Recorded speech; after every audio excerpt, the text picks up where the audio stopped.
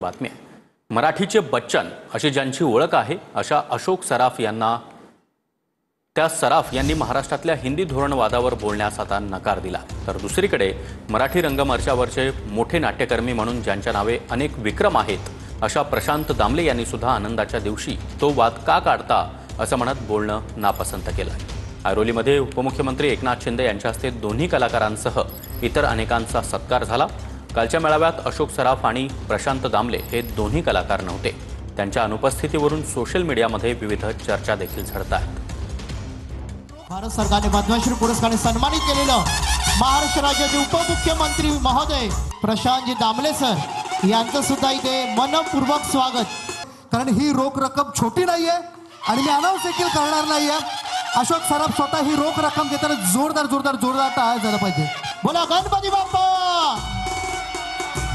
याची देही याची डोळा पाहिला आपण हा आनंदाचा सोहळा।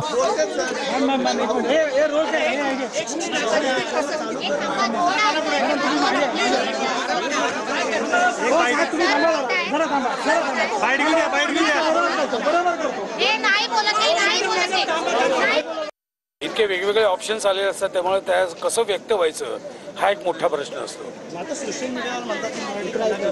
आता ही वेळ आहे का, आनंदाच्या प्रसंगी हे कुठलं काढतो।